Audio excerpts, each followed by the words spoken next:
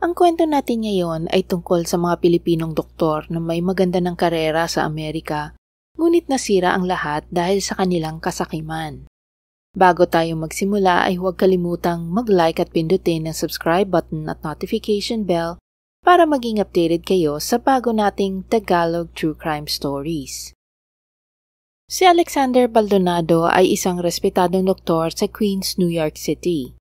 Siya ay lumaki sa Maynila at ayon sa kanyang Facebook account ay nag-aral siya sa Caloocan High School at nakapag-aral sa University of the Philippines para sa kanyang pre-med course. Graduate naman siya ng kursong medisina sa University of the East Ramon Magsaysay Medical School noong 1982. Dahil siya ay isang Filipino-Canadian citizen, ating masasabi na galing Pilipinas, ay pumunta siya ng Canada para sa mas magandang oportunidad. Matapos ang maraming taon ay nagpasya siyang lumipat sa US at doon na ipagpatuloy ang kanyang karera bilang doktor.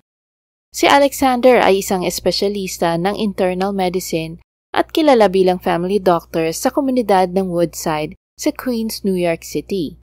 Nagtayo siya ng kanyang klinika at tinawag niya itong Wellness Medical of Corona PC noong 2015, kung saan inilarawan ito na nag-specialize sa family medicine. Mukhang naging maayos naman ang kanyang buhay doon at kumikita na marangal bilang doktor. Ngunit noong May 25, 2021, nabigla ang lahat lalo na ang Filipino community doon sa kanyang pagkakaaresto. Siya ay kinasuhan ng healthcare fraud na nagkakahalaga ng aabot sa $14,000 o higit 800,000 pesos sa pera natin ngayon. Ayon sa court documents, ang Pilipinong doktor ay kumukubra sa Medicare ng pambayad para sa mga laboratory tests na hindi naman kailangan ng kanyang pasyente. Ang Medicare sa US ay ang parang PhilHealth natin dito sa Pilipinas, kaya't pinapalakad din ito ng gobyerno. Ito ay isang healthcare benefit program kung saan sagot ng gobyerno ang pagpapagamot sa mga miyembro nito. Ang laboratory test na tinutukoy dito ay ang cancer genetic test na ipinapagawa ni Alexander sa mga pasyente na hindi naman talaga nila kailangan. Dinodoktor o dinadagdagan nila ang impormasyon ng mga pasyente para ipakita na kailangan nila ng mga test na iyon. Nagpapabayad din siya sa mga check-ups na hindi naman nangyayari. Noong panahon ng COVID, kanya itong sinamantala dahil yung mga nagpapatest para sa COVID ay sisingitan niya ng cancer genetic test na hindi nalalaman ng pasyente. Ang mga pasyente naman na hindi nangangailangan ng COVID test ay isasailalim pa rin niya sa COVID testing. Madalas ito ay kanyang isinasagawa sa mga retirement communities kung saan ang kanyang mga pasyente ay mga matatanda na siguradong covered ng Medicare. Si Alexander ay nakalaya na makapagbayad siya ng piyansang $200,000 na malamang ay galing sa nakulimbat niyang pera. Ngunit noong April 2024 nadagdagan ang kanyang kaso sa patuloy na investigasyon na isinagawa ng mga otoridad. Bukod sa healthcare fraud ay kinasuhan din siya ng pagtanggap ng mga kickback o suhol mula sa mga medical laboratory facilities para pumirma sa mga dokumentong nagsasabing kailangan ng pasyente ng COVID o cancer genetic test. Dagdag pa dito ang pagtanggap niya ng suhol mula sa may-ari ng isang medical supplies company kung saan mag-o-order siya ng orthotic braces na hindi naman talaga gagamitin ng isang pasyente. Ipapalabas lang na may pasyenteng umorder nito at si Alexander ang doktor na pipirma sa reseta. Dahil dito makakakubra ng pera ang medical supply company sa Medicare dahil may pasyenteng kumuha sa kanila ng orthotic braces. Ayon sa investigasyon, nagsimula si Alexander sa mga iligal na gawain noon pang 2018 at napansin lang ng Medicare noong 2021 dahil nagtataka sila kung bakit dumami ang nagpapa-cancer genetic testing na hindi naman karaniwang ginagawa.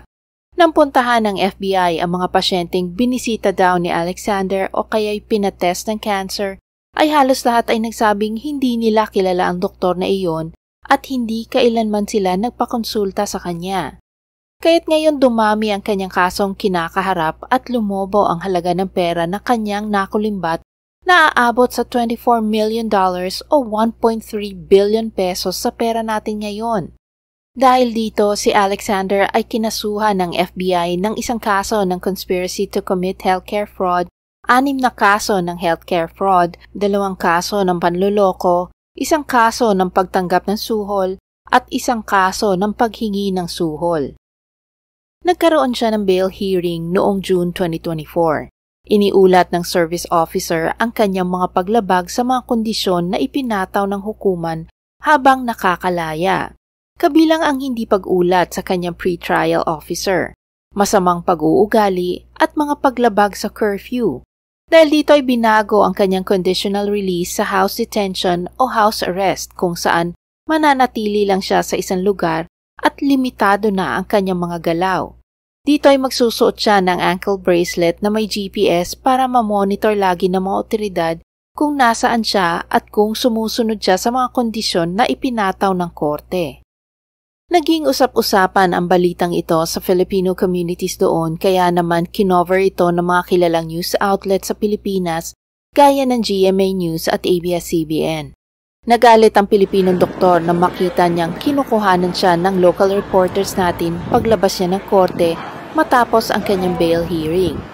Dito ay minura pa niya ang reporter ng ABS-CBN na si Don Tagala. Gagambakla. Picture them. These people to GMA, ABS-CBN, don't worry. Hey, look what they're doing.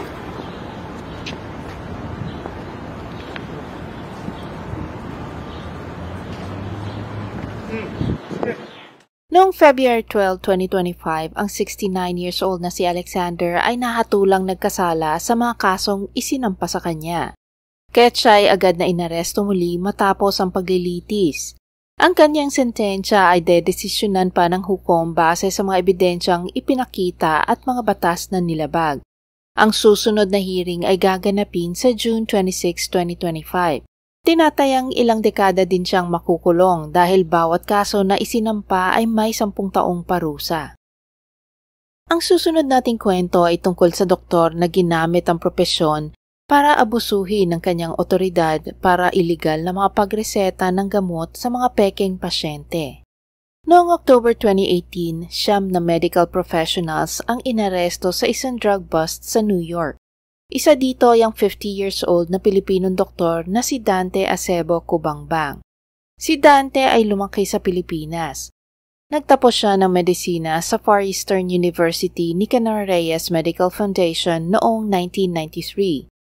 Siya ay isang physiatrist. Ito ay mga doktor na tumutulong sa pasyenteng may pisikal na kapansanan para mabalik ang normal na paggalaw matapos mapinsala ang mga muscles, buto, tissue o ugat. Si Dante ay nagtayo ng sarili niyang klinika na tinawag niyang Hope Physical Medicine and Rehabilitation sa Flushing, New York. Sa pagkaaresto niya at ng kanyang mga kasamahan, nalaman na iligal silang nagbibenta ng mga prescription drugs. Ang mga suspect ay inaakusahang nakakalap ng ilang milyong dolyar sa pagrereseta ng oxycodone pills. Ayon sa reklamo, si Dante at ang nurse na si John Gargan ay nagreseta ng mahigit 6 milyong piraso ng nasabing gamot sa mga taong alam naman nilang hindi ito kailangan. Ang reklamong conspiracy to distribute controlled substances ang isinampa laban kay Dante, kay John Gargan at iba pang mga suspect na sina Michael Kellerman at Lauren Picant o alias Lauren Luna. Nahaharap din sina Dante, John at Michael sa reklamong conspiracy to commit healthcare fraud at conspiracy to commit money laundering. Sa ginawa ng mga suspect ay para na silang mga drug dealers. Habang nililitis ang kaso ni Dante, pinayagan ng hukom na siya ay makapagpiyansa, kaya siya ay nakalaya din. Ngunit papaano nga ba nila nagawa ang krimen na nagsimula noon pang 2012 hanggang sa pagkakaaresto nila noong October 2018? Ang klinik ay may humigit kumulang na 600 na mga kunwaring pasyente. Ang mga pasyenteng ito ay nagmula sa 5 borough ng New York City, mula sa ibang mga county, at mula rin sa ibang mga states upang iligal na makakuha ng oxycodone. Karaniwang may malaking kumpol ng mga pasyente sa waiting area ng clinic at ang mga pasyenteng ito ay nagtsatsagang maghintay ng ilang oras upang makita ng doctor o nurse. Ang mga consultation na ito ay tumagal lamang ng ilang minuto dahil walang mga physical check-up o usapin tungkol sa sakit na nagaganap. Ang mga pasyente ay kinakailangang magbayad ng $300 in cash para sa pagbisitang ito at bilang kapalit makakatanggap sila ng reseta para sa oxycodone na maaaring umabot sa 180 pirasong tabletas kada buwan. Karamihan sa mga reseta na ito ay binabayaran ng Medicare o Medicaid.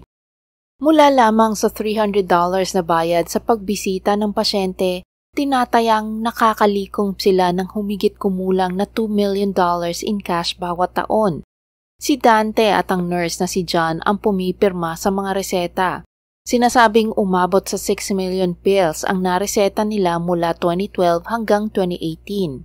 Si Michael Kellerman naman ang tumatayong office manager at nangongolekta ng bayad sa mga iligal na pagbenta ng mga gamot na ito.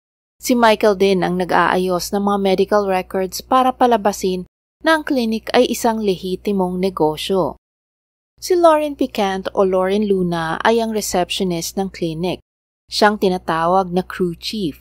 Siyang nakatalaga para bilhin ng mga pills sa mga sinasabing pasyente at ibenta muli ito sa mga drug dealers. Siya rin ang nagre-recruit ng mga peking pasyente para resetahan nila Dante ng oxycodone kapalit ng maliit na bayad. Kadalasan kumukuha sila ng mga undocumented immigrants para mas madali at siguradong hindi magsusumbong. Ang pagre-reseta ng higit 6 million pills ay lubhang kakaiba. Sila ang may pinakamaraming nire-reseta sa buong state ng New York. Malayo ang agwat sa susunod na pinakamaraming pills na nire-reseta sa isang clinic sa loob ng 6 na taon. At hindi lang yun, sila din ang may pinakamaraming nireseta na oxycodone na may malalaking dosage. Kalahati sa mga pills na nireseta ng Pilipinong doktor ay idinaan pa sa mga government healthcare facilities na Medicare o Medicaid.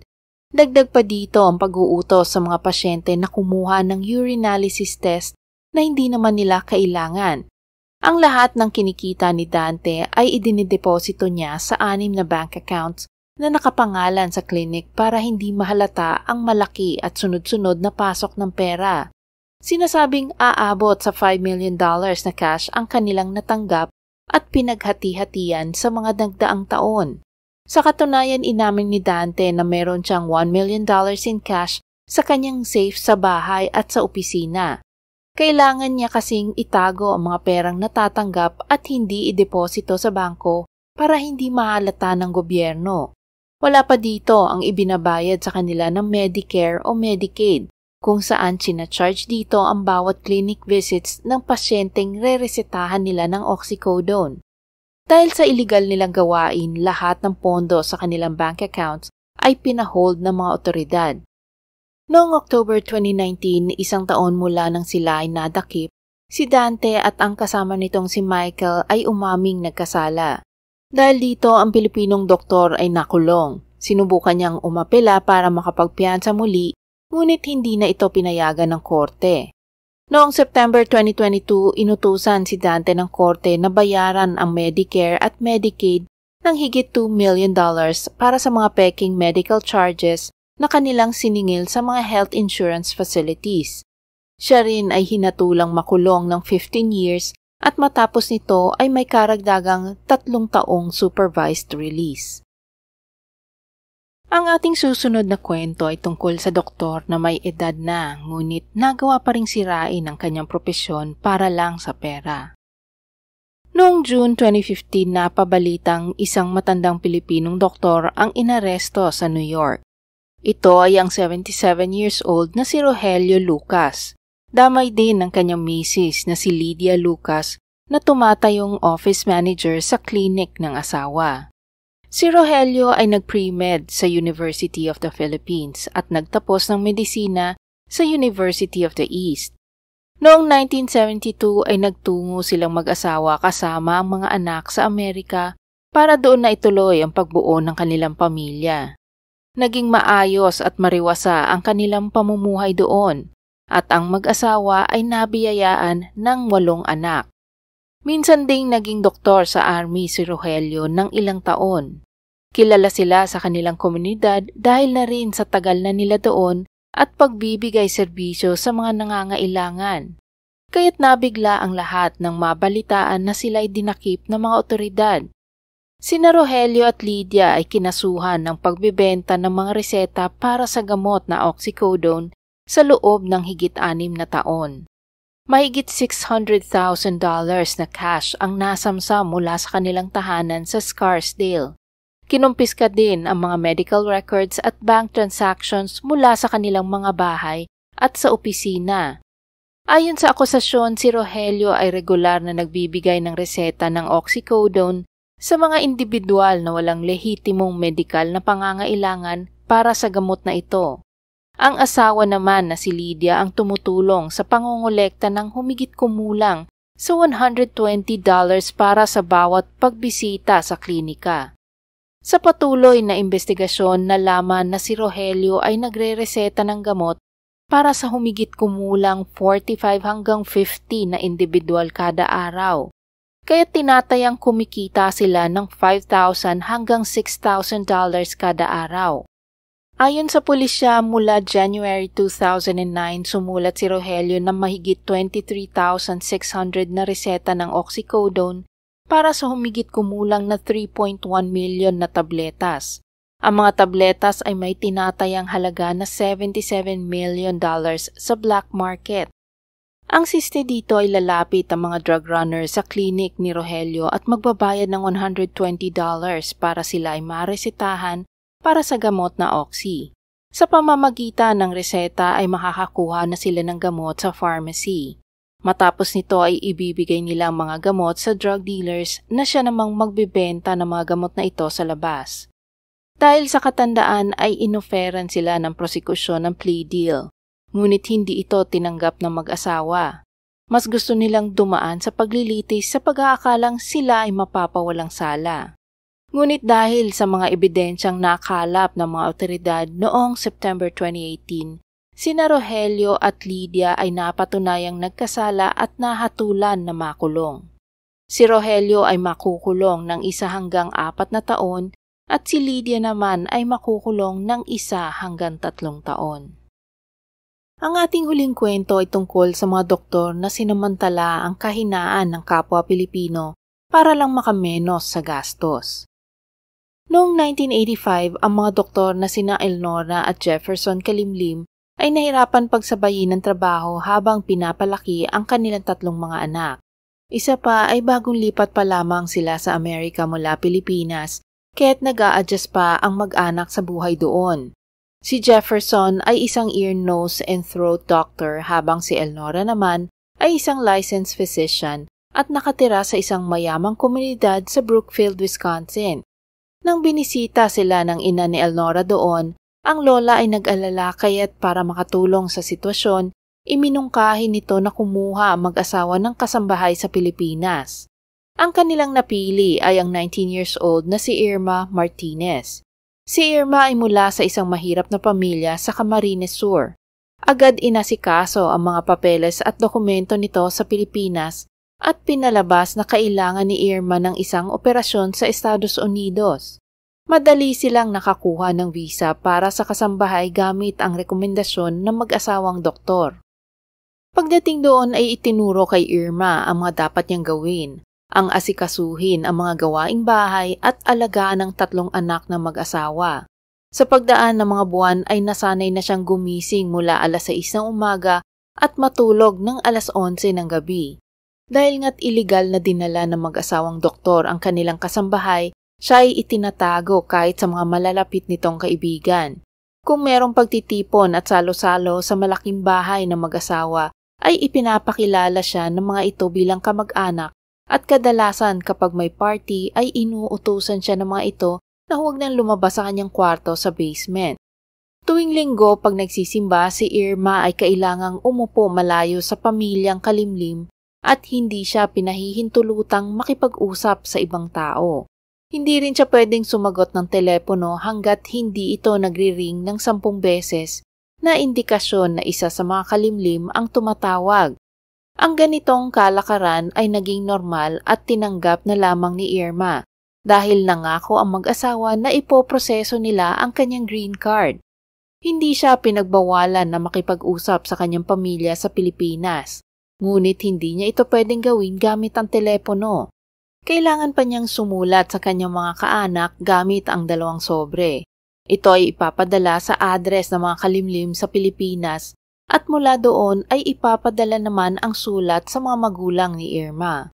Ang mga ganitong pag-iingat ay laging pinapaalala ng mga kalimlim sa kanya dahil para daw ito sa kanyang kapakanan para hindi i-deport ng mga otoridad doon. Sa unang 10 taon na paninilbihan, si Irma ay binayaran ng $150 kada buwan at sa mga susunod na taon ay ginawa na itong $400 kada buwan.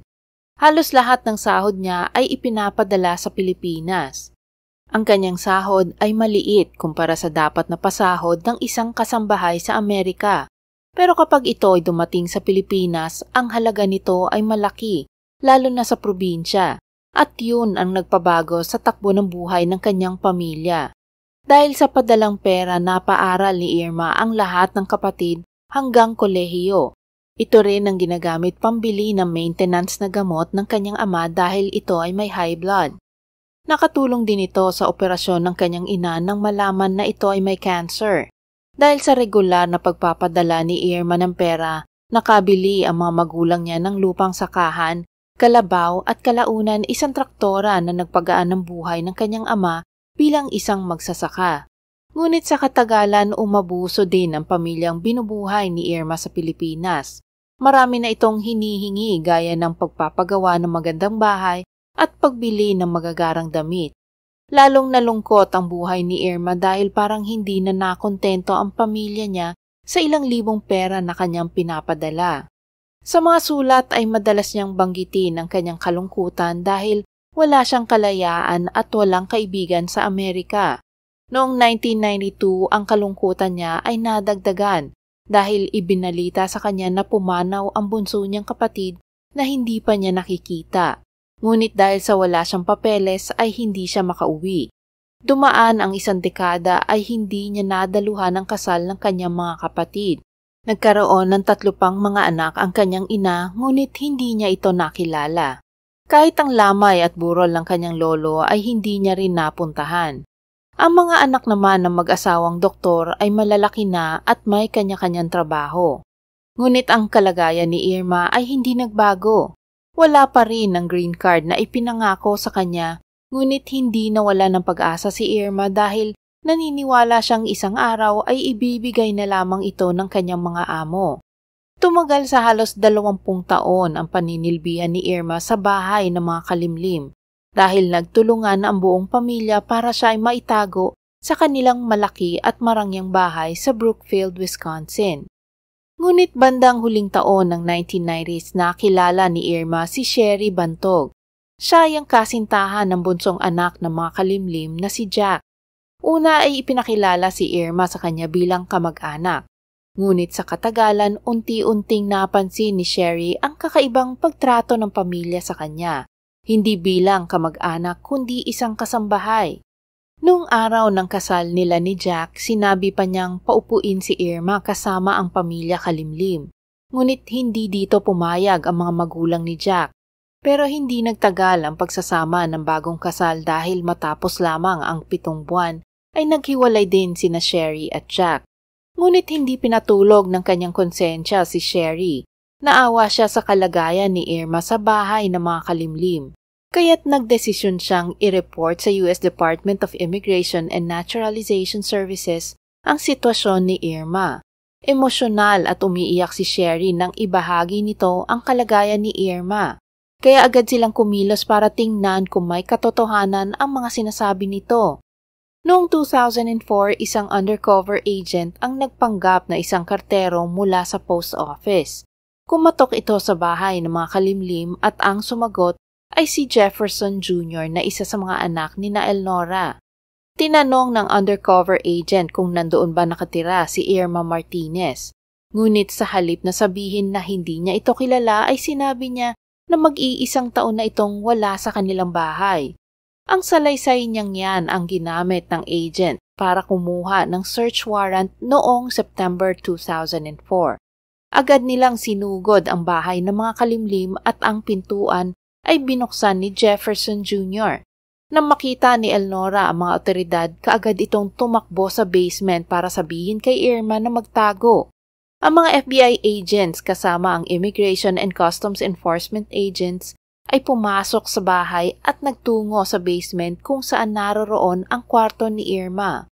Ngunit kahit anong tawag nila dito ay hindi ito lumabas dahil sa isip niya ay nagkatotoo na ang mga sinasabi ng kanyang amo na paparusahan siya ng mga otoridad, ngunit ang hindi niya alam ang mga FBI at ICE agents ay nandoon para i-rescue siya.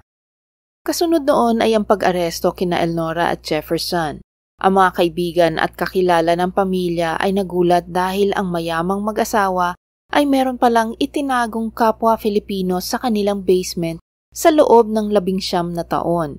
Kinumbinsi ng prosekusyon ng judge na huwag hayaan na makapagpiyansa ang dalawa dahil sila ay may sapat na pera at kakayahan na maging flight risk. Kahit anong oras ay maaaring lumabas ang mga ito sa Estados Unidos at bumalik sa Pilipinas o kaya naman bumiyahe sa ibang bansa para maiwasan ang batas. Noong July 2006, bago magsimula ang paglilitis, sinuportahan ng Filipino community sa Milwaukee ang mag-asawang Kalimlim. Marami ang dumalo sa pagtitipon sa Philippine Community Center, hindi lamang mga kakilala na mag-asawa ngunit kahit ibang mga Filipino ay gustong ipagtanggol ang mag-asawa. Ang iba sa kanila ay sinabi na kung sila ay kukuha ng kasambahay sa Pilipinas ay ganun rin ang ibabayad nila. Hindi rin maiwasan ng iba na pag-isipan ng masama si Irma dahil para sa kanila baka gusto lamang perahan ni Irma ang mga kalimlim. Ayon sa mga Pilipino doon, sinabi nila na para sa mga Amerikano, ang ginawa ng dalawa ay pang-aalipin. Ngunit sa mata ng mga tao mula Pilipinas, ang ginawa ng dalawa ay malaking pabor para kay Irma at sa kanyang pamilya sa Pilipinas. Dito ay parang pinapalabas pa na may utang na loob si Irma sa mag-asawang doktor dahil guminhawa ang buhay ng pamilya niya sa Pilipinas. Ang ilan sa kanila ay sumulat pa sa mismong judge na ikonsidera ang kultura ng Pilipinas. Nagtipon-tipon ang mga Pilipino doon sa tinawag na Mass for Unity and Healing sa loob ng 9 na araw na paglilitis. Walang tigil ang pagdadasal ng Filipino community doon at ang 100 pirma na kanilang nakalap ay iniharap nila sa judge para ikonsidera nito ang kultura ng mga Pilipino at bigyan ng mas magaan na parusa ang mag-asawa. Ayon sa abogado ng mga kalimlim, ang pagtatago ng mag-asawang doktor kay Irma ay para sa sariling kapakanan nito. Idinagdag pa nito na hindi pinilit ng mag-asawa si Irma na manatili sa basement dahil kusa niya itong tinanggap. Ayon sa abogado ay mas gusto nitong mamuhay sa basement sa Amerika kesa manatili at maranasan ang hirap sa Pilipinas. Ngunit ang anggulo na ito ay hindi sinang-ayunan ng prosecutor. Para sa kanya ang tanging dahilan ng mga kalimlim ay para sa financial gain o kasakiman. Sinabi niya na ang mag-asawa ay mayaman. Meron silang 1.2 million na bahay na may tennis court at garahe na kasya ang 4 na sasakyan. Ipinaliwanag niya sa hurado na kapag kumuha ang mag-asawa ng legal na kasambahay sa Milwaukee para maglinis ng ganoong kalaking property at gagawin ang mga responsibilidad ni Irma, ay siguradong magbabayad sila ng napakalaking halaga. Tinawanan lamang ng prosecutor ang testimonya ni Elnora dahil ipinagmalaki nito na binayaran niya si Irma ng kabuuang $1,800 sa unang 10 taon at $4,800 naman sa mga sumunod na taon. Sa loob ng korte ay sinabi niya na ang perang ito ay mani-mani lamang kumpara sa totoong sahod ng kasambahay sa Amerika.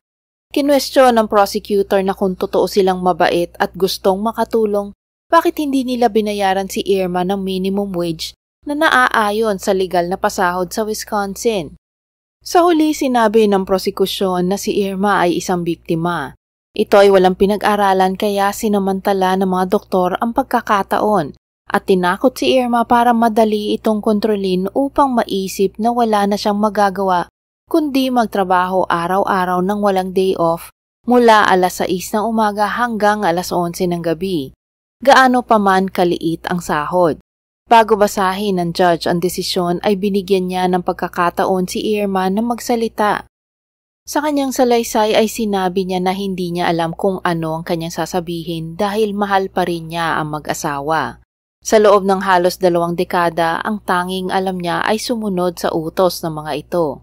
Dahil pinanghahawakan niya ang pangako ng mga kalimlim na bibigyan siya ng mga ito ng green card. Idinagdag niya na ayaw niyang makulong, ma-deport o mag-asawa dahil ang tanging gusto lamang niya ay makuha ang kanyang green card. Pagkatapos ng kanyang statement, hindi na naghintay si Irma para marinig ang hatol ng mag-asawa. Lumabas na siya ng korte. Noong May 2006, ang mag-asawang kalimlim ay napatunayang nagkasala at hinatulang makulong ng 4 na taon. Bukod doon ay inutusan din silang magbayad ng $900,000 para sa restitution at $1 million para sa punitive damages. Ayon sa mga otoridad, tama ang naging hatol sa mag-asawang kalimlim. Maaaring tanggap ng mga Filipino ang ginawa ng mga ito kay Irma dahil hindi naman siya sinaktan. Ngunit ang kanilang mga ginawa ay hindi naaayon sa batas at itinuring siyang parang preso na walang kalayaan na makipagkaibigan at ma-enjoy ang buhay. Noong 2008, ang kalimlim ay nag-apela. Ang kanilang abogado ay nakiusap sa judge na bawasan ang parusa sa mag-asawa. Ngunit sa halip na mabawasan ang sentensya ay dinagdagan pa ito ng 2 taon. Inuutos din ng judge na i-deport ang mag-asawa pagkatapos nilang pagsilbihan ang kanilang mga sentensya. Nang matapos ang paglilitis, ang green card na halos 2 dekada niyang hinintay ay ibinigay kay Irma. Siya ay nakakuha ng trabaho sa isang cosmetic store at nakatanggap ng $700,000 na danyos mula sa mag-asawang kalimlim bilang kabayaran sa tamang sahod na hindi niya natanggap. Hindi lamang ang mag-asawa ang nakulong dahil maging ang kanilang panganay na anak na si Jefferson Jr. ay nakulong ng 5 taon dahil sa salang iligal na pagtago kay Irma. Noong July 4, 2012, ipinadeport ang kuripot na mag-asawa pabalik ng Pilipinas. Salamat sa pakikinig sa mga kwentong aking ibinahagi. Sana ito'y inyong nagustuhan at may bagong natutunan. Bago ko tapusin ang video, shoutout po, Majesty Abel, Miss Grace of Japan, Miss Marian Ortiz and Mr. Carl Frederick Ortiz, Miss Gracel Magno, Miss Rosa Aloro, and Miss Lizelle del Carmen. God bless po sa inyo at laging alagaan ang sarili. Para sa mga bago kong manonood at hindi pa nakasubscribe, huwag kalimutang i-like ang video at pindutin ang subscribe button para matunghayan nyo ang mga true-to-life crime stories dito.